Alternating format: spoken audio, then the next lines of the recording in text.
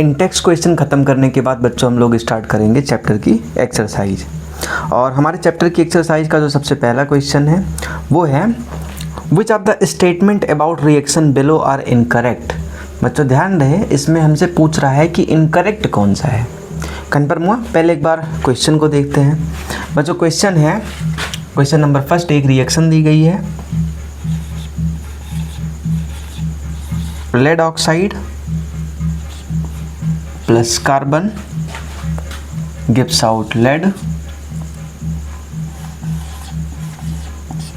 Plus carbon dioxide. Balance form में बच्चों इसको करेंगे तो हो जाएगा 2 लेड, यहाँ पे 2 lead, 2 PbO plus C gives out 2 Pb plus CO2। ये है बच्चों अपने सॉलिड स्टेट में है, ये है अपने सॉलिड स्टेट में, लेड बनता है अपने सॉलिड स्टेट में, कार्बन डाइऑक्साइड अपने गैसियस स्टेट में।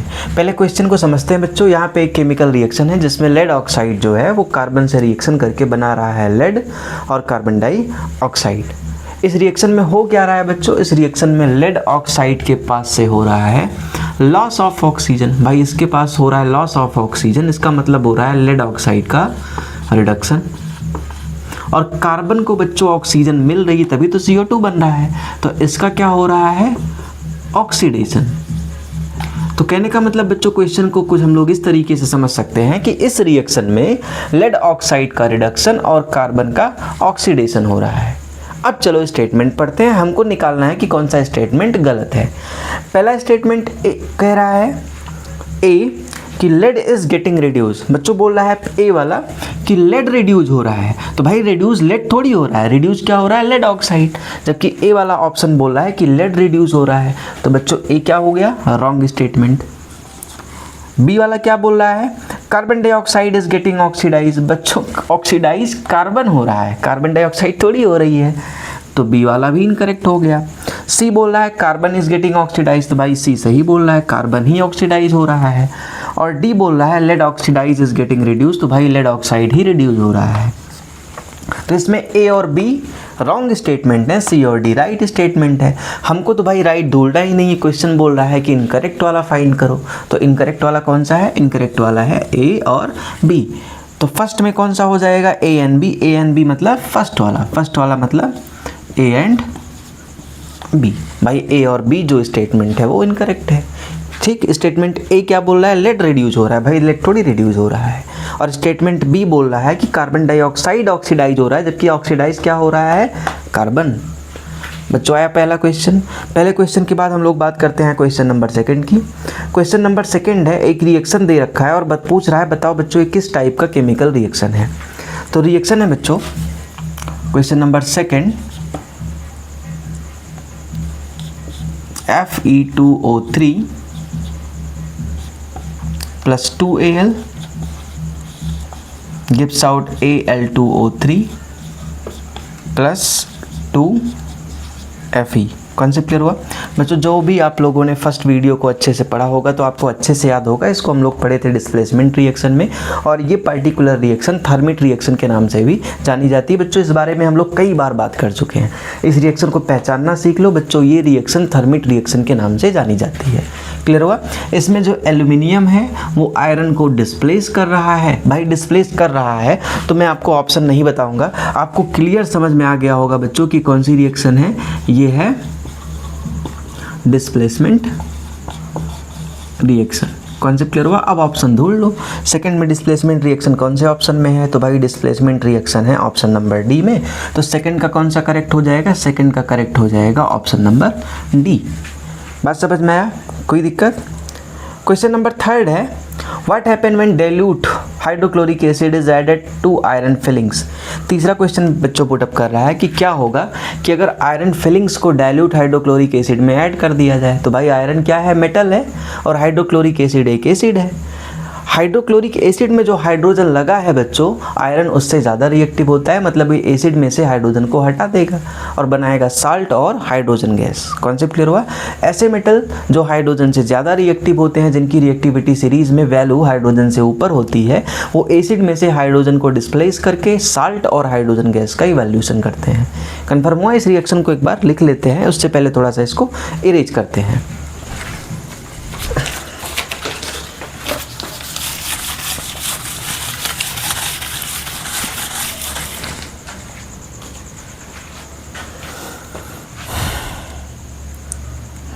क्वेश्चन है डाइल्यूट हाइड्रोक्लोरिक एसिड मतलब HCl का एक्वस सॉल्यूशन ऐड किया जा रहा है बच्चों इसमें आयरन, तो बनेगा FeCl2 plus H2। Concept clear हुआ? कोई दिक्कत बच्चों? इसका एक्वस सॉल्यूशन आयरन रिएक्शन करेगा सॉलिड स्टेट में, बनेगा iron chloride aqueous solution, hydrogen निकलेगी गैसियस स्टेट में। कोई दिक्कत? समझ में आ रहा है बच्चों? रिएक्शन बैलेंस कर देते हैं, यहाँ पे लगेगा 2HCl, रिएक्शन हो गई बैलेंस। क्लियर हुआ? तो ये था हमारा क्वेश्चन नंबर 3। इसमें पूछ रहा है कि कौन सी गैस प्रोड्यूस होगी। कॉन्सेप्ट क्लियर हो रहा है बच्चों ना? तो ध्यान से देख लो कौन सी गैस प्रोड्यूस हो रही है। निकलने वाली गैस है हाइड्रोजन गैस। हाइड्रोजन गैस इसमें कौन से ऑप्शन पे है? हाइड्रोजन गैस इसमें है ऑप्शन नंबर ए पे, आयरन क्लोराइड और हाइड्रोजन गैस। तो इसमें हो जाएगा ऑप्शन ए इज करेक्ट। भाई ऑप्शन ए इसमें करेक्ट है। ये हो गया आपका तीसरा क्वेश्चन। आपका चौथा क्वेश्चन क्या है? आपका चौथा क्वेश्चन है what is balance chemical equation, why should chemical equation be balanced. बच्चों इसको हम लोग लेक्चर नंबर 1 में ही इसकी बात किए हैं कि बैलेंस केमिकल इक्वेशन होती क्या है और केमिकल रिएक्शन को बैलेंस करना क्यों ज़रूरी है। कॉन्सेप्ट क्लियर हुआ? इस पर्टिकुलर क्वेश्चन के लिए अगर आपको इसमें कन्फ्यूजन हो तो आप लेक्चर नंबर 1 को देख सकते हैं, फिर भी थोड़ा बहुत इसके बारे में हम लोग बात कर लेते हैं। बच्चों क्लास 9th में एक लॉ है, law of mass conservation. Law of mass conservation ये बोलता है कि matter neither created nor destroyed, net mass of any matter always remain conserved. कहने का मतलब बच्चों कि मैटर ना तो बनाया जा सकता है ना ही नष्ट होता है। कन्फर्म हो रहा है ना? किसी भी मैटर का नेट मास हमेशा कंजर्व रहता है। मतलब बच्चों जितने एटम्स केमिकल रिएक्शन में पार्टिसिपेट किए हैं रिएक्शन के बाद उतने एटम्स होने चाहिए। कॉन्सेप्ट क्लियर हुआ? कोई दिक्कत? तो जब भी किसी केमिकल इक्वेशन को लॉ ऑफ मास कंजर्वेशन के रिस्पेक्ट में लिख दी जाती है जिसमें रिएक्शन से पहले जितने एटम हो रिएक्शन के बाद भी उतने एटम मौजूद हों, तो ऐसी केमिकल इक्वेशन को हम लोग बैलेंस केमिकल इक्वेशन कहते हैं। और पूछ रहा है क्यों ज़रूरी है? तो भाई लॉ ऑफ मास कंजर्वेशन के अकॉर्डिंग कि एटम ना तो बनाया जा सकता है ना ही नष्ट किया जा सकता है। भाई जितना एटम पहले था रिएक्शन से पहले उतना एटम रिएक्शन के बाद होना चाहिए, इसलिए ज़रूरी है। Concept clear? और अच्छे से अगर आपको डिटेल में जानना है तो आप इसके लिए पहली वीडियो देख सकते हैं। पांचवा क्वेश्चन है translate the following statement into chemical equation and balance them. बच्चों हमको केमिकल रिएक्शन दी गई है, उसको हमको केमिकल इक्वेशन बना करके बैलेंस करना है। तो चलो इरेज करके स्टार्ट करते हैं।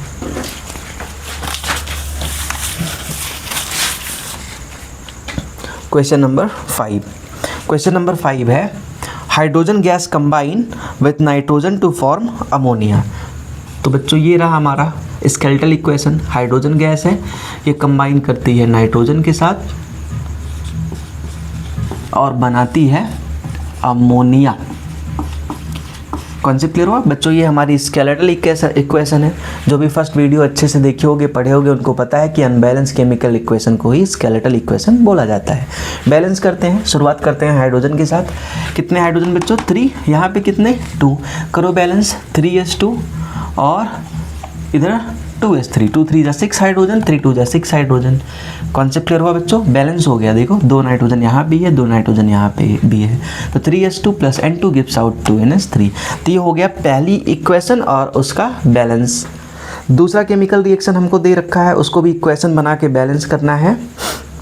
Hydrogen sulphide gas burn in air to give water and sulphur dioxide gas. पहले स्केलेटल इक्वेशन लिखते हैं। हाइड्रोजन सल्फाइड क्वेश्चन नंबर 5 का first second, hydrogen sulphide gas burn in air to form water and sulfur dioxide gas। Concept clear हुआ बच्चों? Balance करते हैं और balancing की शुरुआत हम लोग करते हैं कहाँ से? एक बार क्वेश्चन फिर से देख लेते हैं। Hydrogen sulphide gas burn into air, hydrogen sulphide gas burn into air and form water and sulphur dioxide gas. बच्चों यहाँ पे देखो 2 + 1 कितने हो गए? 2 + 1 का मतलब हो गया यहाँ पे हो गए 3 ऑक्सीजन। कॉन्सेप्ट क्लियर हुआ?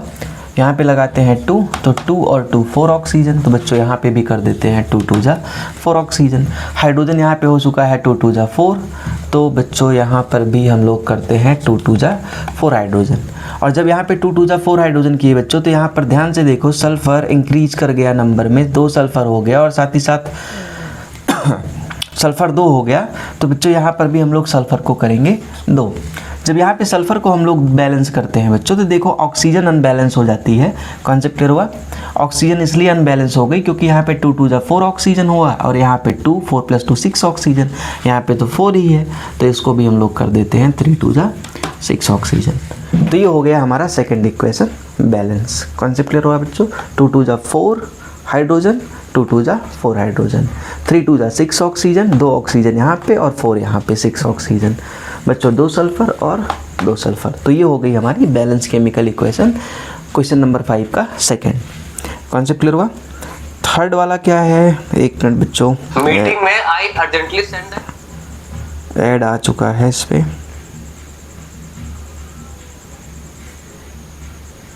पता नहीं कैसे क्वेश्चन कट गया, ऐड स्टार्ट हो गया।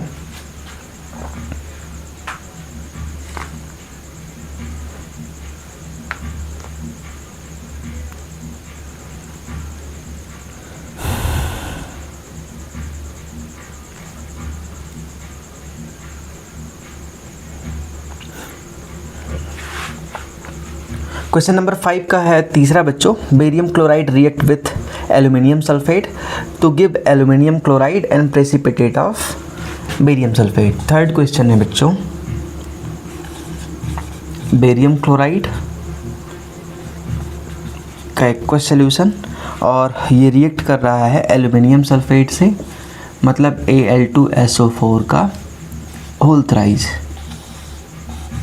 और बना रहा है बच्चों एल्यूमिनियम क्लोराइड, मतलब AlCl3 का एक्वस सॉल्यूशन, और बना रहा है बेरियम सल्फेट का वाइट प्रेसिपिटेट। बच्चों हमको पता है बेरियम सल्फेट वाटर में डिजॉल्व नहीं होता, इसका वाइट प्रेसिपिटेट ही बनेगा। कॉन्सेप्ट क्लियर हुआ? केमिकल रिएक्शन को हमको बैलेंस करना है। कॉन्सेप्ट क्लियर हुआ? सबसे पहले स्टार्ट करते हैं इसको बैलेंस करना क्लोरीन से। बच्चों यहाँ पे 3 क्लोरीन है, यहाँ पे 2 क्लोरीन है, तो पहले क्लोरीन बैलेंस कर देते हैं भाई। 2 3 जा 6 क्लोरीन, तो यहाँ पे हो गया 3 2 जा 6 क्लोरीन। बात समझ में आया बच्चों? जैसे ही हम लोगों ने क्लोरीन बैलेंस किया तो बच्चों यहाँ पे हो गया 3 बेरियम, भाई उधर भी हम लोग कर देते हैं 3 बेरियम। जैसे ही इधर 3 बेरियम किए तो भाई 3 सल्फेट भी हो गया, तो यहाँ बच्चों देखो 3 बेरियम भी है, 3 सल्फेट भी है, 2 एल्यूमिनियम यहाँ, 2 एल्यूमिनियम यहाँ, 3 2 जा 6 क्लोरीन यहाँ, 2 3 जा 6 क्लोरीन यहाँ पे, मतलब ये हमारी तीसरी रिएक्शन भी बैलेंस हो चुकी है। ये हो गया थर्ड रिएक्शन का केमिकल इक्वेशन, वो भी बैलेंस फॉर्म में। फोर्थ इक्वेशन है potassium metal react with water to give potassium hydroxide and hydrogen gas. तो बच्चों चौथी रिएक्शन है, पोटेशियम मेटल है भाई, वाटर से रिएक्शन करता है, बनाता है पोटेशियम हाइड्रोक्साइड और रिलीज करता है हाइड्रोजन गैस। स्टेट लिख लेते हैं, सॉलिड, लिक्विड, एक्वस और गैसियस। ठीक, कॉन्सेप्ट क्लियर हुआ? सबसे पहले हम लोग बैलेंस करना स्टार्ट करते हैं हाइड्रोजन। बच्चों यहाँ पे 2 हाइड्रोजन, यहाँ पे 1 हाइड्रोजन, यहाँ पे 2, यहाँ पे 1, तो भाई पहले इसको करते हैं 2। ठीक, 2 हाइड्रोजन यहाँ, 2 हाइड्रोजन यहाँ, हो गए 4 हाइड्रोजन, तो भाई यहाँ पे भी कर देते हैं 4 हाइड्रोजन। बच्चों जैसे ही यहाँ पे हम लोगों ने 4 हाइड्रोजन किया, कॉन्सेप्ट क्लियर हुआ ना, तो वैसे ही ऑक्सीजन यहाँ पे 2 हो गया, तो भाई यहाँ पे भी 2 ऑक्सीजन है, यहाँ पे लेकिन 2 पोटेशियम भी है, तो यहाँ पे भी कर देते हैं 2 पोटेशियम। कॉन्सेप्ट क्लियर हुआ? कोई दिक्कत समझ में आ गया ना? तो ये हो गया आपका इक्वेशन नंबर 4। ठीक, चौथी केमिकल रिएक्शन का बैलेंस्ड केमिकल इक्वेशन। और इसी के साथ आपका क्वेश्चन नंबर 5 खत्म हुआ। ठीक, क्वेश्चन नंबर 6 में आपको स्केलेटल इक्वेशन दी गई है बच्चों, रिएक्शन नहीं दी गई, स्केलेटल इक्वेशन दी गई है। कॉन्सेप्ट क्लियर हुआ? मतलब अनबैलेंस केमिकल इक्वेशन दे दी गई है, बस आपको उनको बैलेंस करना है। तो चलो स्टार्ट करते हैं। वैसे बैलेंसिंग करना आप लोगों को अच्छे से आता है, लेकिन चलो स्टार्ट करके उसको भी ख़त्म करते हैं।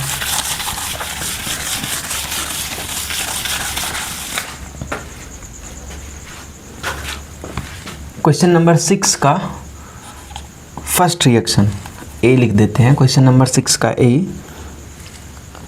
Nitric acid plus slake lime gives out calcium nitrate plus water. Concept clear हुआ? कोई दिक्कत? तो बच्चों स्टार्ट करते हैं इसको बैलेंस करना नाइट्रेट आयन से। हम लोग नाइट्रेट आयन से बैलेंस करना स्टार्ट करेंगे। तो भाई यहाँ पे नाइट्रेट आयन 2 है, हम लोग यहाँ भी भाई 2 करेंगे। 2 नाइट्रेट आयन कंप्लीट हुआ हमारा। कॉन्सेप्ट क्लियर हुआ? तो बच्चों जैसे ही 2 नाइट्रेट आयन यहाँ पे हुआ तो हमारा हाइड्रोजन यहाँ पे 2, हाइड्रोजन 2, लेकिन ऑक्सीजन 2 3 जा 6, 6 + 2 8, ऑक्सीजन 2 3 जा 6 और 6 + 2, वेट अ मिनट, 8, 6 + 2 8 अभी हो गया। 2 2 जा 4, 2 2 जा 4 और यहाँ पे भी हो गया 2 2 जा 4। ठीक, कॉन्सेप्ट क्लियर हुआ बच्चों? हमारी केमिकल रिएक्शन हो चुकी है बैलेंस। 1 कैल्शियम, 1 कैल्शियम, नाइट्रेट के 2 आयन, तो भाई नाइट्रेट के 2 आयन, भाई 2NO3 पूरा हो गया। यहाँ पे 2 हाइड्रोजन, यहाँ पे 2 हाइड्रोजन, टोटल हो गए 4 हाइड्रोजन। तो भाई यहाँ हमारे पास है 2 2 जा 4 हाइड्रोजन, 2 ऑक्सीजन, भाई 2 ऑक्सीजन, 1 कैल्शियम, 1 कैल्शियम, और हमारी केमिकल इक्वेशन हो चुकी है बैलेंस्ड। हम लोग दूसरे केमिकल इक्वेशन की बात करते हैं। केमिकल इक्वेशन नंबर 2 या स्केलेटल इक्वेशन लिखी गई है NaOH plus H2SO4 gives out Na2SO4 plus H2O। Concept clear हुआ बच्चों? कोई दिक्कत? इसको हमको बैलेंस करना है। ध्यान रहे बच्चों यहाँ पे कितने सोडियम है, यहाँ पे हमारे पास है 2 सोडियम, तो भाई ये हो गया 2 सोडियम। कन्फर्म हो रहा है? कोई दिक्कत? 2 सोडियम यहाँ पे थे बच्चों, तो हम लोगों ने यहाँ पे कर दिया 2 सोडियम। और याद रहे,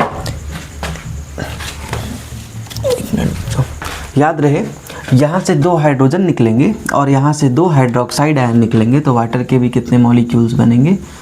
2 मॉलिक्यूल्स। कन्फर्म हो रहा है बच्चों? कोई दिक्कत? तो ये हो गया हमारा क्वेश्चन नंबर 2 और इसी के साथ ये केमिकल रिएक्शन भी बैलेंस हो गई। क्वेश्चन नंबर सी करते हैं इसका। क्वेश्चन नंबर सी है NaCl plus AgNO3 gives out AgCl plus NaNO3। Concept clear हो? कोई दिक्कत? तो बच्चों ध्यान रहे इसमें, ध्यान जितने एटम्स रिएक्शन के पहले हैं उतने ही एटम रिएक्शन के बाद हैं। तो बच्चों ये इक्वेशन है ऑलरेडी बैलेंस्ड। बच्चों ये ऑलरेडी बैलेंस्ड केमिकल इक्वेशन है। ठीक, डी की हम लोग बात करते हैं। डी है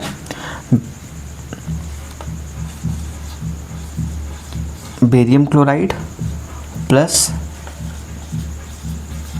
sulphuric acid gives out barium sulphate plus hydrochloric acid. Concept clear हुआ बच्चों? हम लोग बैलेंस करना स्टार्ट करते हैं क्लोरीन से। क्लोरीन से बैलेंस करना स्टार्ट करते हैं। यहाँ पे 2 क्लोरीन है बच्चों, यहाँ पे 1 क्लोरीन है। 2 लिखेंगे तो 2 क्लोरीन कंप्लीट हुआ। यहाँ पे 2 क्लोरीन के साथ बच्चों यहाँ पे है 2 hydrogen, 2 hydrogen, 1 sulphur, 1 sulphate, 1 sulphate, 1 barium, 1 barium. बच्चों केमिकल इक्वेशन हो चुकी है balance. Barium chloride plus sulphuric acid gives out barium sulphate plus. ठीक, कॉन्सेप्ट क्लियर हो? कोई दिक्कत? तो बच्चों ये हो गई हमारी केमिकल इक्वेशन बैलेंस। ये हो गया कौन सा वाला? डी वाला, मतलब चौथा क्वेश्चन। और इसी के साथ क्वेश्चन नंबर 6 भी खत्म होता है। अब लोग बात करेंगे क्वेश्चन नंबर 7 की। Right the balance chemical equation for the following reaction. बच्चों फिर से हमको रिएक्शन दिया है, हमको उसका स्केलेटल इक्वेशन बनाना पड़ेगा और स्केलेटल इक्वेशन बना करके बैलेंस करना पड़ेगा। ठीक, तो चलो स्टार्ट करते हैं इसको इरेज करके।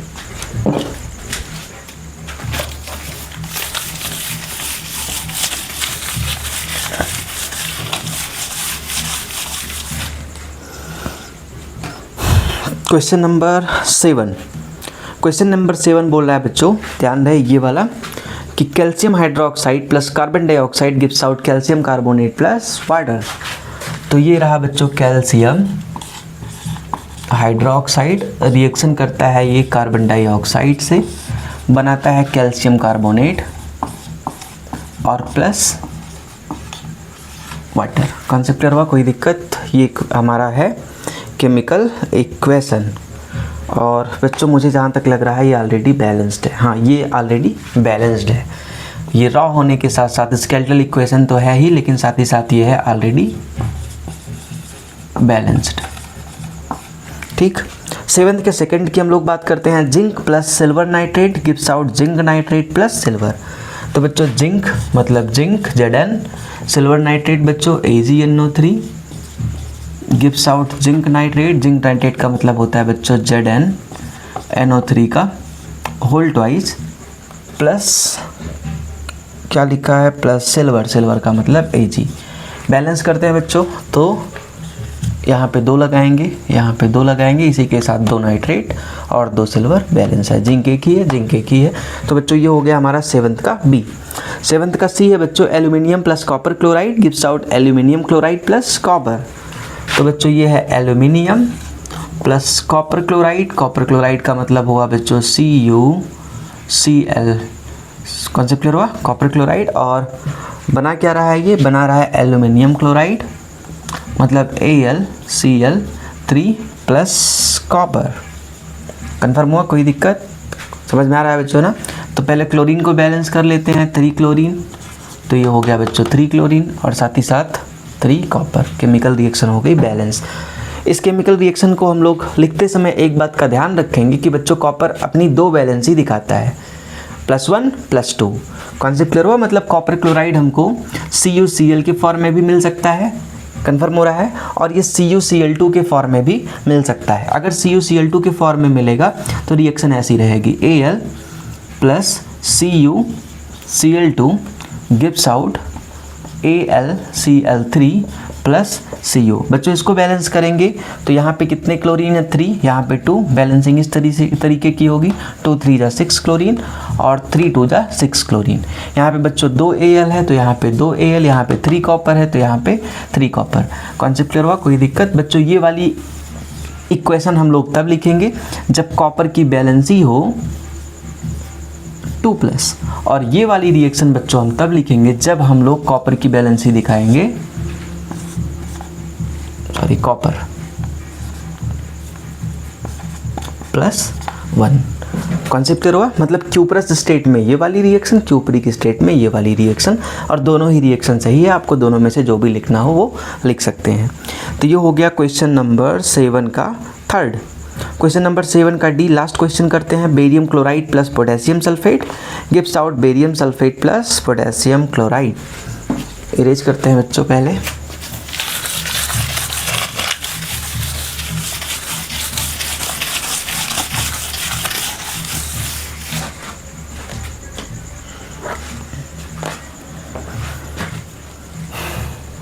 क्वेश्चन नंबर 7 का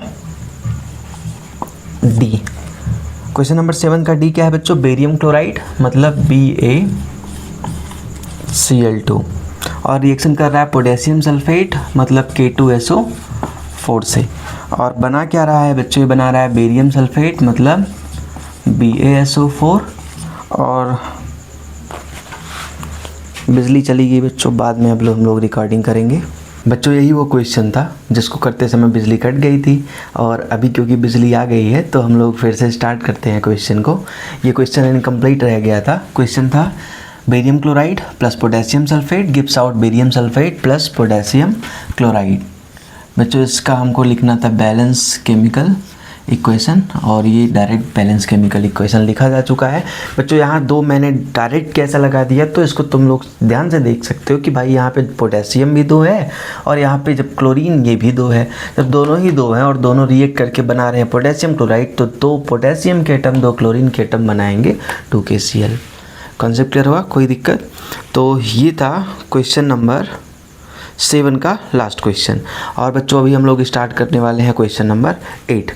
क्वेश्चन नंबर 8 है right the balance chemical equation for the following and identify the type of reaction in each case. मतलब बच्चों इसका हमको बैलेंस केमिकल इक्वेशन बनाना है और ये भी बताना है कि कौन सी रिएक्शन है। पहला है calcium hydroxide plus carbon dioxide. बच्चों लिखना स्टार्ट करते हैं। और समझते हैं। क्वेश्चन नंबर 8 का फर्स्ट है, क्वेश्चन क्या दिया गया है? क्वेश्चन दिया गया है पोटेशियम ब्रोमाइड, पोटेशियम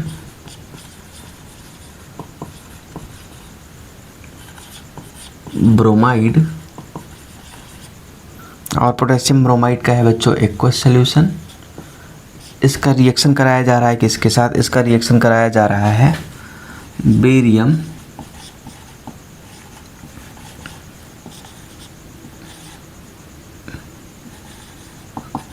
आयोडाइड के एक्वस सॉल्यूशन के साथ। कॉन्सेप्ट क्लियर हुआ? और बन रहा है पोटेशियम आयोडाइड,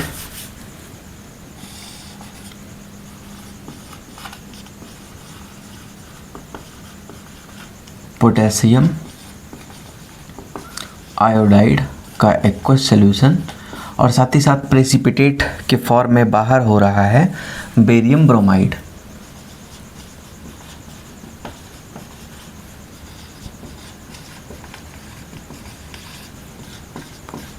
कॉन्सेप्ट करो बच्चों, ये केमिकल रिएक्शन है, इसका हमको केमिकल इक्वेशन बनाना है।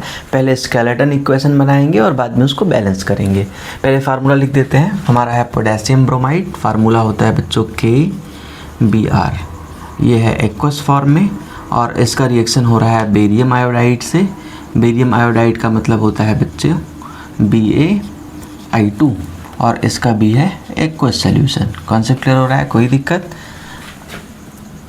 बन रहा है बच्चों पोटेशियम आयोडाइड Ki, और साथ ही साथ बेरियम ब्रोमाइड। तो बेरियम ब्रोमाइड का मतलब होता है बच्चों BaBr2। कॉन्सेप्ट क्लियर हुआ? इसका एक्वस सॉल्यूशन, और ये है अपने सॉलिड स्टेट में। बच्चों केमिकल रिएक्शन को हम लोग बैलेंस करेंगे, और बैलेंस करना स्टार्ट करते हैं आयोडीन से। तो यहाँ पे देखो रिएक्टेंट साइड में बेरियम के साथ 2 आयोडीन है, और यहाँ पे बच्चों को दिख पा रहा होगा कि हमारे पास केवल एक ही आयोडीन है। तो हम लोग इसको इक्वल करेंगे, 2 आयोडीन, और इधर भी 2 आयोडीन। लेकिन बच्चों जैसे ही आयोडीन के नंबर को हम लोगों ने बराबर किया, वैसे ही यहाँ पे 2 पोटेशियम, और यहाँ पे तो एक ही है, तो भाई यहाँ पोटेशियम को इक्वल करते हैं। बच्चों जैसे हमने पोटेशियम को इक्वल किया, देखो ब्रोमीन अपने आप ही बराबर हो गया, 2Br और 2Br, 1 barium 1 barium, 2I। Concept clear हुआ? तो ये था क्वेश्चन नंबर 8 का इक्वेशन नंबर फर्स्ट। 8 का सेकंड इक्वेशन स्टार्ट करते हैं। क्वेश्चन नंबर 8 का जो सेकंड इक्वेशन है वो है बच्चों B zinc carbonate, solid state में है, और इसका रिएक्शन कराया जा रहा है, सॉरी जो रिएक्शन नहीं, स्ट्रेट एरो, और जिंक कार्बोनेट की डिकम्पोजिशन से बन रहा है जिंक ऑक्साइड सॉलिड स्टेट में, plus carbon dioxide gaseous state में। कॉन्सेप्ट क्लियर हुआ? कोई दिक्कत? बच्चों A था, ये नीचे इसकी B है। ठीक, सबसे पहले इसका स्केलेटल इक्वेशन लिखते हैं। बच्चों जिंक कार्बोनेट का फार्मूला होता है ZnCO3, ये अपने सॉलिड स्टेट में है, और ये ब्रेक डाउन हो रहा है ZnO plus CO2। Concept clear हुआ? बच्चों ये स्केलेटल इक्वेशन ही ऑलरेडी इसकी बैलेंस्ड इक्वेशन है। कॉन्सेप्ट क्लियर हुआ? हमको और ज़्यादा बैलेंस नहीं करना है, सारे टर्म अपने आप में बैलेंस्ड है। हाँ एक और बात, स्केलेटल इक्वेशन लिखना और बैलेंस करना, इसके अलावा इसमें एक और क्वेश्चन है, हमको ये भी पहचानना है कि इक्वेशन है किस टाइप की। कॉन्सेप्ट क्लियर हुआ? तो बच्चों यहाँ पे अगर हम लोग देख पा रहे हैं तो यहाँ पे हो क्या रहा है, यहाँ पे म्यूचुअल डिस्प्लेसमेंट हो रहा है, मतलब बेरियम जो है वो पोटेशियम को डिस्प्लेस कर रहा है। सोचो बच्चों इसमें पोटेशियम ब्रोमाइड था, कॉन्सेप्ट क्लियर हुआ, और बेरियम आयोडाइड था, लेकिन देखो बेरियम ब्रोमाइड बन गया और पोटेशियम आयोडाइड बन गया। मतलब ध्यान से देखो तो यहाँ पे एलिमेंट्स का म्यूचुअल डिस्प्लेसमेंट हो रहा है। तो बच्चों ये पहली वाली रिएक्शन है हमारी डबल डिस्प्लेसमेंट रिएक्शन। रिएक्शन का टाइप भी लिखना है कि कौन सी रिएक्शन है। तो 8 का जो A है वो है डबल डिस्प्लेसमेंट रिएक्शन। 8 का जो B है हम लोग साफ साफ देख पा रहे हैं कि type of chemical reaction in which single reactant break down into 2 और मोर प्रोडक्ट्स। एक रिएक्टेंट एक से ज़्यादा प्रोडक्ट्स में ब्रेक हो रहा है।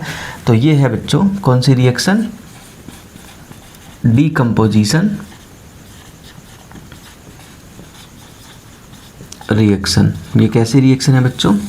Decomposition reaction. बात समझ में आया? तो ये 8 का ए और 8 का बी। 8 का सी हम लोग स्टार्ट करेंगे, लेकिन थोड़ा सा इसको इरेज कर लिया जाए।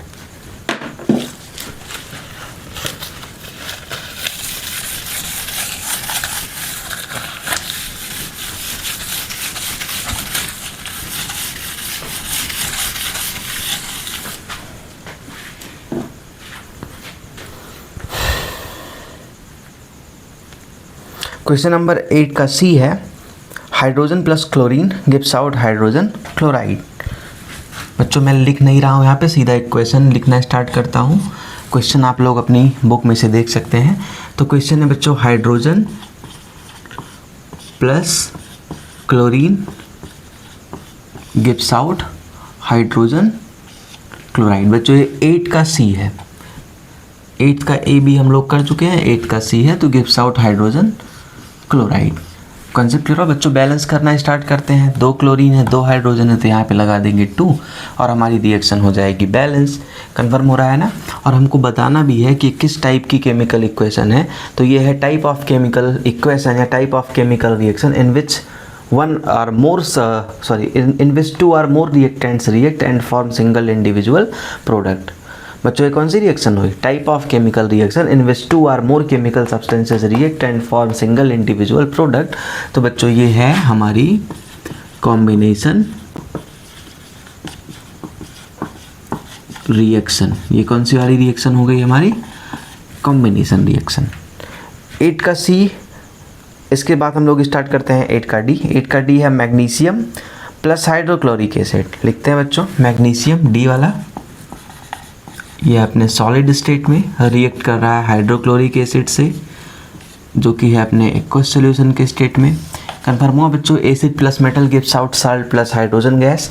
साल्ट बनेगा बच्चों मैग्नीशियम क्लोराइड MgCl2 का एक्वस सॉल्यूशन, और साथ ही साथ रिलीज होगी हाइड्रोजन अपने गैसियस स्टेट में। बच्चों स्केलेटल इक्वेशन हमने लिख रखा है और अभी बारी है इसको बैलेंस करने की। कॉन्सेप्ट क्लियर हुआ? अभी इसको बैलेंस किया जाएगा। तो बैलेंस हम लोग करना स्टार्ट करेंगे बच्चों क्लोरीन से। मैग्नीशियम क्लोराइड में क्लोरीन के कितने एटम्स हैं? 2 एटम्स हैं, तो भाई यहाँ भी हम 2 कर देंगे।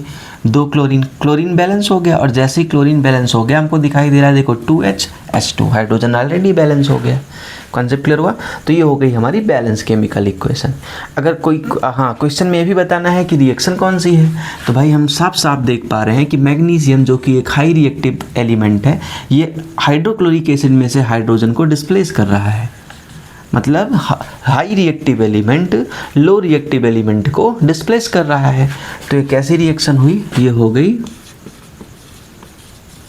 Displacement reaction. कैसी रिएक्शन होगी बच्चों? ये डिस्प्लेसमेंट रिएक्शन। और इसी के साथ क्वेश्चन नंबर 8 खत्म होता है। बात समझ में आया बच्चों?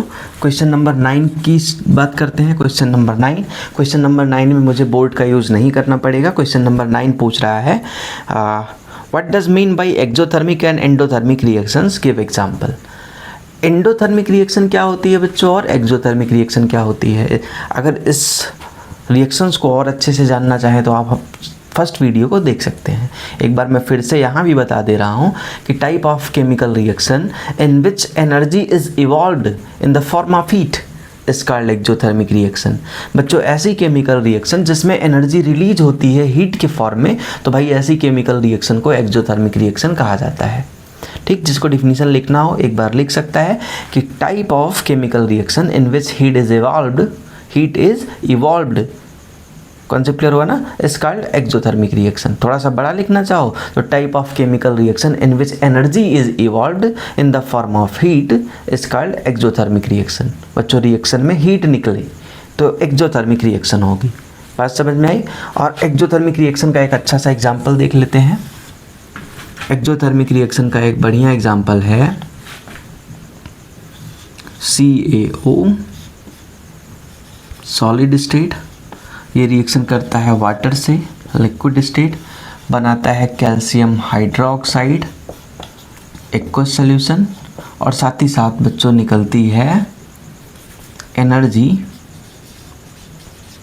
किस फॉर्म में, हीट के फॉर्म में। तो बच्चों जब भी केमिकल रिएक्शन में हीट का इवोल्यूशन हो, मतलब हीट बाहर निकले, तो ऐसी केमिकल रिएक्शंस को हम लोग क्या नाम देंगे, ऐसी केमिकल रिएक्शन को हम लोग नाम देंगे एक्सोथर्मिक रिएक्शंस। कॉन्सेप्ट क्लियर हो बच्चों, ऐसी केमिकल रिएक्शन को हम लोग नाम देने वाले हैं एक्सोथर्मिक रिएक्शन। ठीक, 9th में पूछ रहा है एक्सोथर्मिक के अलावा एंडोथर्मिक, तो भाई जिसमें हीट निकले एक्सोथर्मिक और जिसमें हीट एब्जॉर्ब हो एंडोथर्मिक। एंडोथर्मिक को और अच्छे से डिफाइन करने के लिए इसको याद कर लो, लिखना चाहो तो लिख लो कि type of chemical reaction in which energy is absorbed, released नहीं, इवॉल्व्ड नहीं, absorbed. Type of chemical reaction in which energy is absorbed in the form of heat are called endothermic reaction. ऐसी केमिकल रिएक्शन जिसमें energy absorb हो जाती हैं heat के form में, उसको हम लोग कौन सी रिएक्शन बोलेंगे, उसको हम लोग बोलेंगे एंडोथर्मिक रिएक्शन। बच्चों एंडोथर्मिक रिएक्शन में जब तक हमको बाहर से हीट नहीं देंगे, जब तक हम बाहर से हीट नहीं देंगे तब तक केमिकल रिएक्शन स्टार्ट नहीं होगी। और कई बार तो केमिकल रिएक्शन स्टार्ट हो जाती है, लेकिन प्रोडक्ट के साथ जब प्रोडक्ट बनता है तो सराउंडिंग से हीट एब्जॉर्ब होती है। कॉन्सेप्ट क्लियर हुआ, कोई दिक्कत। इसका सबसे अच्छा एग्जाम्पल हम लोग ले सकते हैं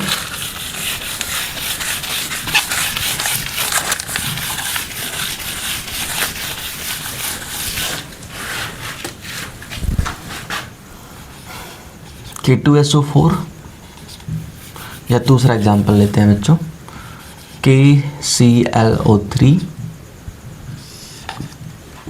हीट करने पर KCl प्लस O2। बच्चों रिएक्शन बैलेंस करते हैं। सबसे पहले बैलेंस करेंगे oxygen 2KClO3 through 2KCl3O2। Concept clear हो, कोई दिक्कत। तो बच्चों यहाँ पे पोटेशियम क्लोराइड का ब्रेक डाउन हो रहा है, जिसके बाद रिजल्ट में बन रहा है पोटेशियम क्लोराइड और ऑक्सीजन गैस। पोटेशियम क्लोराइड के सॉलिड स्टेट को जब हम गर्म करते हैं तो पोटेशियम क्लोराइड और ऑक्सीजन गैस का फॉर्मेशन होता है। ध्यान रहे बच्चों, ये रिएक्शन इनिशिएट तब होती है जब पोटेशियम क्लोराइड हीट को एब्जॉर्ब करता है। तो एक ऐसी केमिकल रिएक्शन जिसमें हीट एब्जॉर्ब हो रही है, तो it is an example of endothermic reaction. ये हो गया आपका क्वेश्चन नंबर 9। क्वेश्चन नंबर 10 पूछ रहा है why is respiration considered an exothermic reaction. बच्चों रेस्पिरेशन को एक्सोथर्मिक क्यों बोला जाता है, तो एक बार हम लोग डिफाइन करते हैं what is respiration. Process of producing energy by oxidation of food is called respiration. Food के ऑक्सीडेशन से एनर्जी के प्रोड्यूस होने का प्रोसेस ही क्या होता है, रेस्पिरेशन होता है। कॉन्सेप्ट क्लियर हुआ, कोई दिक्कत। तो process of producing energy by oxidation of food is called respiration, and during respiration few amount of energy convert in the form of heat।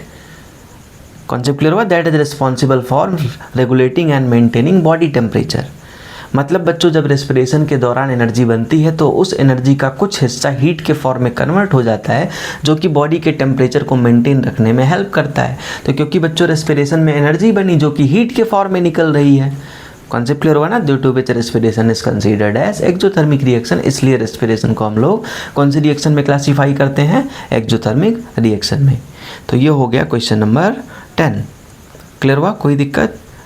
हम लोग लिखेंगे कैसे, process of producing energy by oxidation of food is called respiration. During respiration process few amount of energy is released in the form of heat due to which respiration is considered as exothermic reaction. तो ये था question number 10। Question number 11, why are decomposition reactions are called opposite of combination reaction, write equation for these reaction. कह रहा है बच्चों कि decomposition reaction को combination reaction का अपोजिट क्यों कहा जाता है। तो पहले एक बार कॉम्बिनेशन रिएक्शन को हम डिफाइन करते हैं कि type of chemical reaction in which 2 or more reactants gives out single individual product. बच्चों 2 या 2 से ज़्यादा रिएक्टेंट एक प्रोडक्ट बनाएंगे। और डिकम्पोजिशन क्या है कि type of chemical reaction in which 1 reactant break down into 2 or more product. Concept clear हो, इसमें रिएक्टेंट एक है, प्रोडक्ट कई सारे हैं, और उसमें रिएक्टेंट कई सारे हैं, प्रोडक्ट एक है। तो भाई कॉमन सेंस लगाओ, दोनों रिएक्शन एक दूसरे की अपोजिट है। डिफिनीशन तो फर्स्ट वीडियो में भी है, अभी भी मैंने बोला। इसको लर्न है, बड़ी अच्छी बात है, नहीं लर्न है तो लर्न कर लेना वीडियो रिवर्स करके। और इसका एग्जाम्पल दोनों को ले लो बच्चों। क्वेश्चन नंबर 11 में दोनों का एग्जाम्पल हमको देना है बैलेंस केमिकल इक्वेशन के साथ। तो सबसे पहले बच्चों हम लोग एग्जाम्पल लिख देते हैं कॉम्बिनेशन रिएक्शन का। कॉम्बिनेशन रिएक्शन का। तो बच्चों इसका सबसे अच्छा एग्जांपल है C+O2 gives out CO2। State लिखना चाहो बच्चों तो कार्बन सॉलिड स्टेट में, ऑक्सीजन गैसियस स्टेट में, कार्बन डाइऑक्साइड गैसियस स्टेट में। और भी कई सारे एग्जांपल हैं। S+O2 gives out SO2, concept clear हुआ। 2S2+O2 gives out 2S2O, N2+3S2 gives out 2NH3। ऐसे कई सारे एग्जाम्पल है बच्चों, जो आपको लिखना हो आप लिख सकते हैं। बस इस बात का ध्यान रखेंगे कि रिएक्टेंट एक से ज़्यादा है और प्रोडक्ट सिंगल है। एक एग्जाम्पल लिख देते हैं डिकम्पोजिशन रिएक्शन का। कॉन्सेप्ट क्लियर हुआ बच्चों। नीचे क्यों लिखी, ऊपर लिखी हुई है ये एग्जाम्पल डिकम्पोजिशन के लिए भी हम लोग फॉलो कर सकते हैं। भाई देखो, एक ही रिएक्टेंट है और एक से ज़्यादा प्रोडक्ट में ब्रेक डाउन हो रहा है। तो यही क्लास 11th का सेकंड ये और किस रिएक्शन का एग्जाम्पल हो गया। इसी के साथ ये एग्जाम्पल हो जा रहा है डिकम्पोजिशन रिएक्शन का भी। कॉन्सेप्ट क्लियर हुआ। तो चैप्टर नंबर फर्स्ट के क्वेश्चन नंबर 11 में कॉम्बिनेशन का एग्जांपल ये है और डिकम्पोजिशन का एग्जांपल ये है। क्वेश्चन नंबर 11 के बाद बच्चों बात करते हैं question number 12। Write one equation for decomposition reaction where energy is supplied in the form of heat, light, electricity. बच्चों डिकम्पोजिशन रिएक्शन का एक एक एग्जाम्पल लिखना है जहाँ पे एनर्जी हीट के फॉर्म में सप्लाई हो, मतलब थर्मल डिकम्पोजिशन, लाइट के फॉर्म में सप्लाई हो, मतलब फोटो डिकम्पोजिशन, और इलेक्ट्रिक करंट के फॉर्म में सप्लाई हो, मतलब इलेक्ट्रोलिसिस। क्लियर हुआ। आप लोग इसको चाहे तो पीछे वाले वीडियो, फर्स्ट वीडियो में भी जा करके देख सकते हैं। डिकम्पोजिशन रिएक्शन वाले टॉपिक को ओपन कर लीजिएगा, उसमें तीनों ही टाइप के डिकम्पोजिशन रिएक्शन को पढ़ाया गया है। थर्मल डिकम्पोजिशन क्या होता है, फोटो डिकम्पोजिशन क्या होता है, और इलेक्ट्रो डिकम्पोजिशन क्या होता है। यहाँ पे हम लोग एग्जाम्पल लिख लेते हैं। बच्चों डिकम्पोजिशन रिएक्शन का सबसे पहला टाइप यहाँ पे लिखा गया है, क्वेश्चन नंबर 12। ध्यान से देखो बच्चों, इसमें एनर्जी सप्लाई हुई है किसके फॉर्म में, इसमें एनर्जी सप्लाई हुई है हीट के फॉर्म में। तो ये हो गया बच्चों थर्मल डिकम्पोजिशन, ये हो गया थर्मल डिकम्पोजिशन। हम लोग कर रहे हैं क्वेश्चन नंबर 12। ठीक, एनर्जी सप्लाई हुई है किसके फॉर्म में, हीट के फॉर्म में। लाइट के फॉर्म में देख लो बच्चों, सिल्वर क्लोराइड को अगर हम लोग रख देते हैं सनलाइट में तो सिल्वर अलग हो जाता है और क्लोरीन गैस के फॉर्म में इवॉल्व करता है। तो यहाँ पे बच्चों देखो एनर्जी सप्लाई हुई है सनलाइट के फॉर्म में, मतलब ये वाली कौन सी डिकम्पोजिशन रिएक्शन है, ये है फोटो डिकम्पोजिशन। बात समझ में आया, कोई दिक्कत। थर्मल डिकम्पोजिशन हो गया, फोटो डिकम्पोजिशन हो गया। इलेक्ट्रोलिसिस के बारे में भी देख लेते हैं।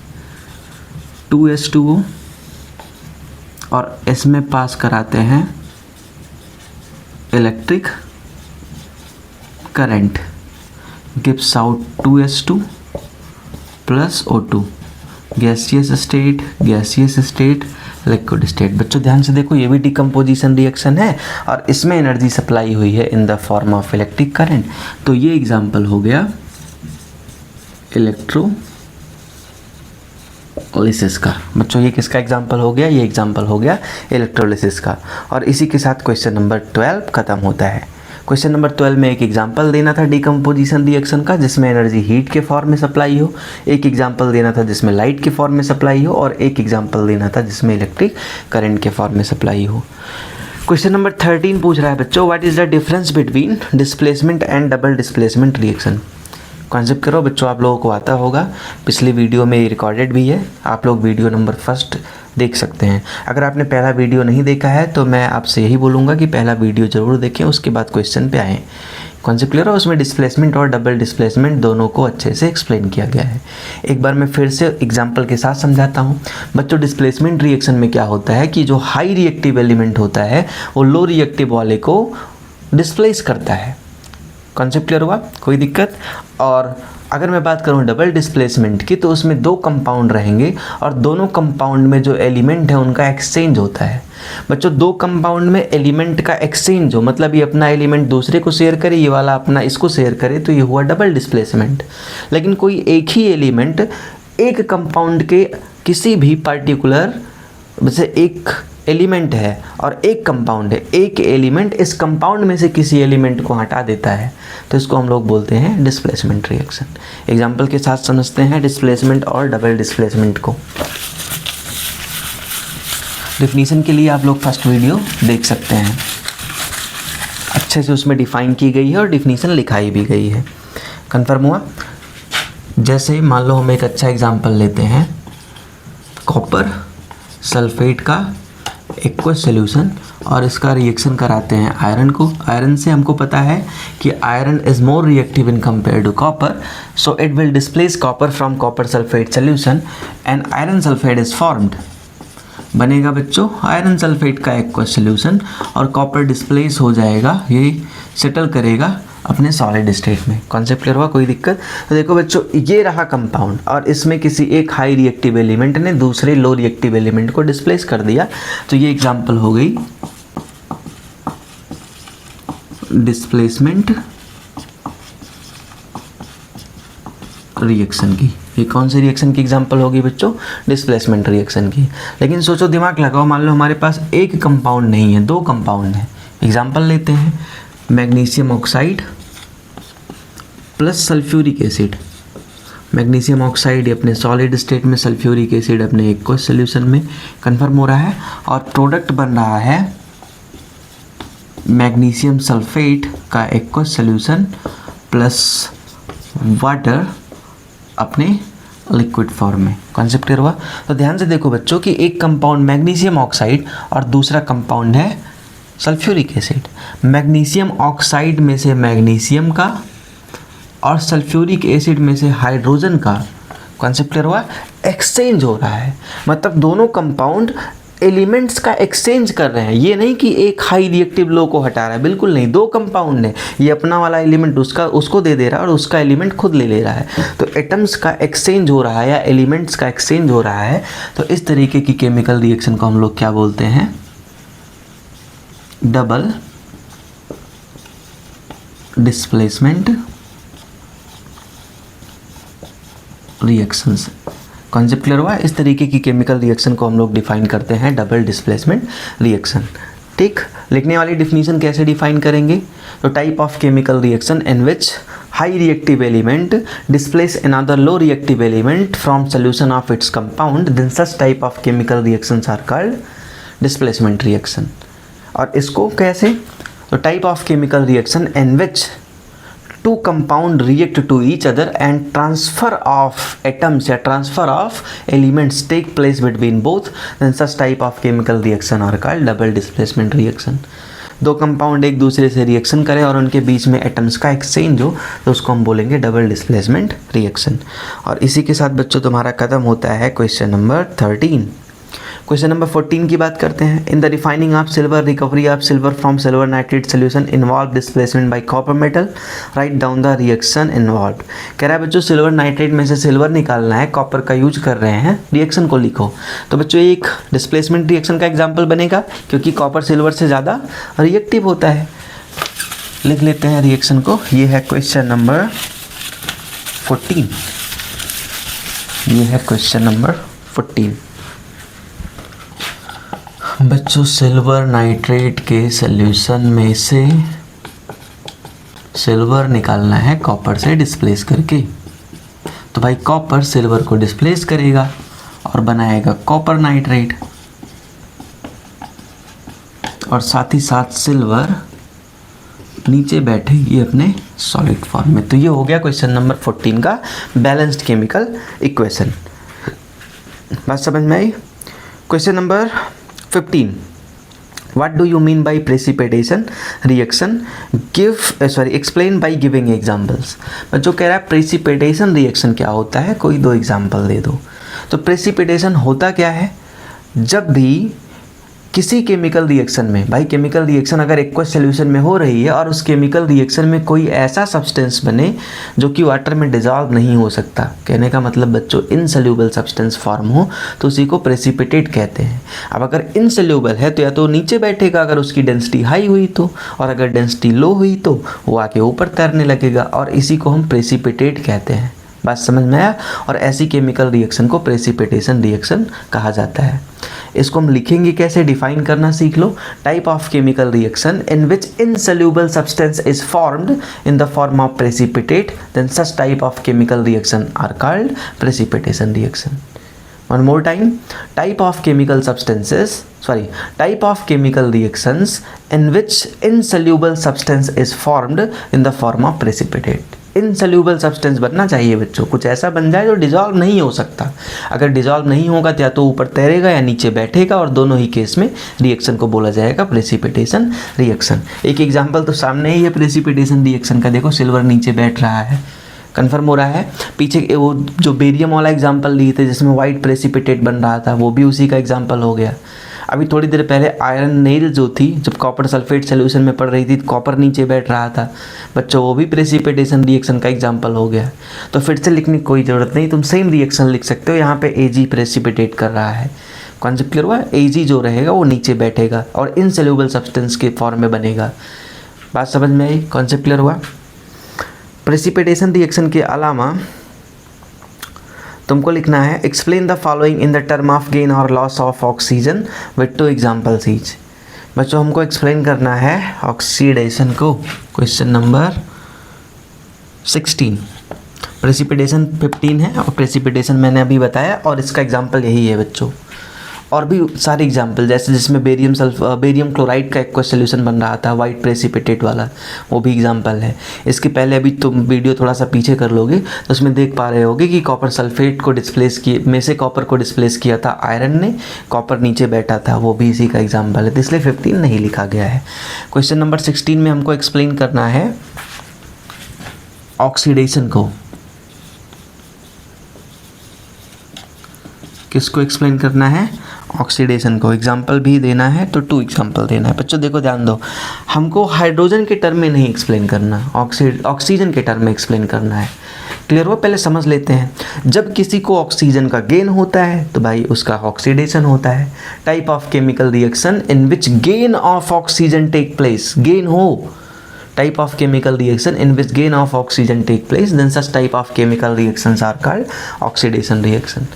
कॉन्सेप्ट क्लियर हुआ बच्चों। तो एग्जाम्पल तुरंत लिख दो, C+O2 gives out CO2। Carbon को ऑक्सीजन का क्या हो रहा है, गेन हो रहा है। बात समझ में आया। और एग्जाम्पल लिखना चाहो तो S+O2 गिव्स आउट SO2। बच्चों सल्फर को ऑक्सीजन का क्या हो रहा है, गेन हो रहा है। तो ये 2 एग्जाम्पल हो गए ऑक्सीडेशन रिएक्शन के। 2 ही एग्जाम्पल लिख देते हैं रिडक्शन रिएक्शन के। डिफिनीशन क्या होगी बच्चों रिडक्शन की, type of chemical reaction in which loss of oxygen take place. अगर ऑक्सीजन का लॉस होता है तो वहाँ पे कौन सी रिएक्शन होती है बच्चों, वहाँ पे होती है रिडक्शन रिएक्शन। जैसे एक अच्छा एग्जांपल लेते हैं 2HGO, कॉन्सेप्ट क्लियर हुआ। हीट करने पे 2Hg + O2। तो बच्चों ध्यान से देखो, यहाँ मर्क्यूरिक ऑक्साइड में से ऑक्सीजन का लॉस हो रहा है, तो यहाँ पे मर्क्यूरिक ऑक्साइड का क्या हो रहा है, रिडक्शन हो रहा है। बात समझ में आया, कॉन्सेप्ट क्लियर हुआ।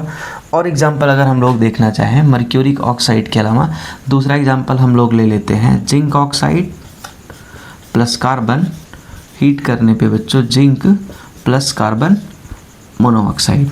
तो बच्चों ये तो रेडॉक्स रिएक्शन है, यहाँ पे कार्बन का तो ऑक्सीडेशन हो रहा है, लेकिन जिंक ऑक्साइड का केवल इसका क्या हो रहा है, रिडक्शन हो रहा है, क्योंकि जिंक ऑक्साइड में से बच्चों ऑक्सीजन बाहर निकल करके कार्बन पे शिफ्ट हो रही है। बात समझ में आया, कोई दिक्कत। तो ये हो गए इसके 2 एग्जाम्पल। डिफाइन कैसे करेंगे ऑक्सीजन के टर्म में, तो type of chemical reaction in which gain of oxygen take place are called oxidation reaction, and type of chemical reaction in which loss of oxygen take place is called reduction reaction. बात समझ में आया, कोई दिक्कत। तो ये हो गया क्वेश्चन नंबर 16। क्वेश्चन नंबर 17 की बात करते हैं। अ shiny brown colour element X on heating in air become black in colour, name the element X and black colour compound form. तो बच्चों ध्यान से देखो, अगर हवा में गर्म करने पे वो ब्लैक हो जा रहा है और वो ब्राउन कलर का कंपाउंड है, तो बच्चों ब्राउन कलर का एलिमेंट है। तो बच्चों ब्राउन कलर का एलिमेंट एक मेटल होता है जिसका नाम होता है कॉपर। ठीक, हम लोग इसे तांबे के नाम से भी जानते हैं, तांबा, कॉपर, ठीक एक ही है। ये ब्राउन कलर का एक मेटल होता है। बात समझ में आ रहा है, कॉन्सेप्ट क्लियर हुआ। तो बच्चों वो मेटल है कॉपर। जब इसको ऑक्सीजन के साथ गर्म किया जाता है तो बच्चों गर्म करने पे ये बनाता है कॉपर ऑक्साइड। और ये जो कॉपर ऑक्साइड होता है ये किस कलर का होता है? ये होता है ब्लैक कलर का। बात समझ रहे हो ना, कॉन्सेप्ट क्लियर हुआ? तो जो वो एलिमेंट है एक्स है वो क्या है? वो है कॉपर। और हीट करने पे जो ब्लैक सब्सटेंस बन रहा है बच्चों वो क्या है? वो है कॉपर ऑक्साइड। तो ये है तुम्हारा क्वेश्चन नंबर 17। ठीक, कॉन्सेप्ट क्लियर हुआ? कोई दिक्कत? ब्राउन कलर का सब्सटेंस कॉपर और हीट करने पर बनने वाला black colour substance copper oxide.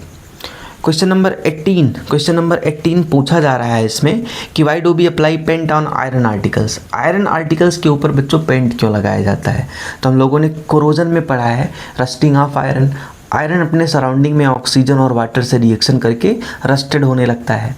बात समझ में आया? अगर किसी आयरन आर्टिकल के ऊपर पेंट की एक लेयर चढ़ी रहेगी तो जो बच्चों दिमाग लगाओ कि ये कोई आयरन की ऑब्जेक्ट है और इसके ऊपर एक लेयर चढ़ी है पतली सी, किसकी? पेंट की। तो ये जो पेंट की लेयर है, अब सोचो इस आयरन ऑब्जेक्ट के कांटेक्ट में कोई ऑक्सीजन का या वाटर का मॉलिक्यूल आता है तो ये ऑक्सीजन या वाटर के मॉलिक्यूल आयरन आर्टिकल्स के कांटेक्ट में ना आकर के पेंट के कांटेक्ट में आएंगे और इस तरीके से आयरन रस्टेड होने से बचा रहेगा। तो डिफाइन कैसे करेंगे? Thin layer of paint keep away water and oxygen and prevent iron from rusting. बात समझ में आ रहा है? A thin layer of paint keep away water and oxygen and prevent iron article from rusting. ये हो गई इसकी डिफिनीशन। क्वेश्चन नंबर 18 की। क्वेश्चन नंबर 19 है बच्चों, oil and fat containing food items are flushed with nitrogen. इसको तुमको rancidity of food में पढ़ाया गया था। फर्स्ट वीडियो का सबसे लास्ट टॉपिक देखोगे, टॉपिक है रेंसिडिटी ऑफ फूड। हम लोगों ने पढ़ा है कि अगर किसी फूड स्टफ में फैट या ऑयल है तो बच्चों ऑक्सीजन के साथ रिएक्शन करके वो ऑक्सीडाइज हो जाता है और कन्वर्ट हो जाता है फैटी एसिड में, जिससे फूड का टेस्ट, कॉन्सेप्ट क्लियर हुआ? फूड का एरोमा, ये सब चेंज हो जाता है। हम लोग बोलते हैं कि जो हमारा फूड है वो रेंसिड हो गया है। कॉन्सेप्ट क्लियर हुआ ना? तो फूड को रेंसिडिटी से बचाने के लिए बच्चों उसमें एंटीऑक्सीडेंट मिलाए जाते हैं और नाइट्रोजन एक अच्छा एंटीऑक्सीडेंट का एग्जाम्पल है। इसलिए पैकेज्ड फूड में नाइट्रोजन गैस की पैकिंग की जाती है। कॉन्सेप्ट क्लियर हुआ? कोई दिक्कत? डिफाइन कैसे करेंगे इसको? तो हम लोग लिखेंगे कि nitrogen is a good example of antioxidant to prevent such food that containing fat and oil. To prevent such food that contain fat and oil, concept clear? To being rancid, उनको rancid होने से बचाने के लिए food materials are flushed with nitrogen. Food materials को किसके साथ flushed किया जाता है? नाइट्रोजन के साथ। और अच्छे से बच्चों डिफिनीशन अगर जानना हो, लर्न करना हो और अगर इसको डीप में जानना हो तो आप लोग फर्स्ट वीडियो के टॉपिक को एक बार रिवाइज कर सकते हैं, वहाँ पे काफ़ी अच्छे से एक्सप्लेन किया गया है। और question number 20, explain the following term with one example. In term को एक्सप्लेन करना है बच्चों। सबसे पहला है कोरोजन। कोरोजन को कैसे डिफाइन करोगे? Destruction of metals due to the reaction with oxygen, water, acid, base and other chemical substances that are present in their surrounding is called corrosion। बच्चों जब मेटल्स अपने सराउंडिंग में मौजूद एसिड, बेस, वाटर, ऑक्सीजन या किसी दूसरे chemical substances से reaction करके डिस्ट्रॉय होने लगते हैं तो इसी प्रोसेस को हम लोग क्या नाम देते हैं? इसी प्रोसेस को हम लोग नाम देते हैं कोरोजन। एग्जाम्पल कह रहा है एक, तो इसका सबसे अच्छा एग्जाम्पल है बच्चों rusting of iron. Rusting of iron का जो रिएक्शन होता है उसको बोर्ड पे मैं लिख के बता दे रहा हूँ। क्वेश्चन नंबर 20 का ए। क्लियर हुआ? कोरोजन की डिफिनीशन होगी destruction of metals due to the reaction with oxygen, water, acid, base and other chemical substances that are present in its surrounding is called corrosion. और इसका बढ़िया example है rusting of iron और ये है इसका equation Fe plus O2 plus XS2O gives out Fe2O3 dot XS2O। Balance करेंगे बच्चों, बैलेंस करेंगे तो यहाँ पे आएगा 3 और यहाँ पे आ जाएगा 2, यहाँ पे 4Fe plus 3O2 plus XH2O gives out 2Fe2O3.XH2O।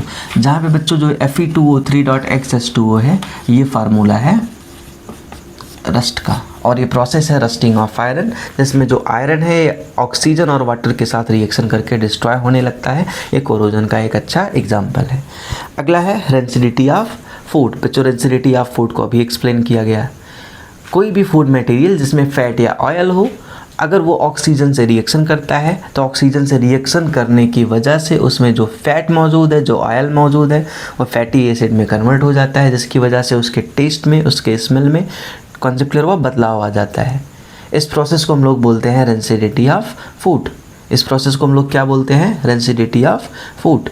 Clear हो रहा है ना? और फूड को रेंसिड होने से बचाने के लिए कई ऑप्शन है भाई। पहला वैक्यूम पैकिंग यूज करो, उसको ऐसे पैकेट्स में रखो जिसमें हवा हो ही ना, वैक्यूम हो। एयर टाइट कंटेनर में सील करके रखो, या ऐसे पैकेट्स में भर के रखो जिसमें नाइट्रोजन गैस के साथ पैकिंग किया गया हो, क्योंकि नाइट्रोजन गैस एक एंटीऑक्सीडेंट का काम करता है। कॉन्सेप्ट क्लियर हो? तो इन कुछ तरीक़ों से हम लोग फूड को रेंसिड होने से बचा सकते हैं। तो बच्चों चैप्टर नंबर 1 के सारे क्वेश्चन मैंने करवा दिए हैं। क्वेश्चन नंबर 20 का एक क्वेश्चन बी वाला बच्चों में आप लोगों के लिए छोड़ रहा हूँ।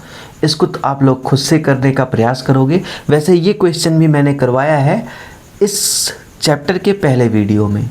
इस चैप्टर का जो पहला वीडियो है उसका जो सबसे लास्ट टॉपिक है रेंसिडिटी ऑफ फूड, वहाँ पे मैंने करवाया है। अगर आपने वहाँ से पढ़ के या क्लास में पढ़ के अच्छे से लर्न किया है तो कम से कम एक क्वेश्चन खुद से ट्राई करिए। कॉन्सेप्ट क्लियर हुआ? और इसी के साथ आपका चैप्टर नंबर 1 पूरी तरीके से समाप्त होता है।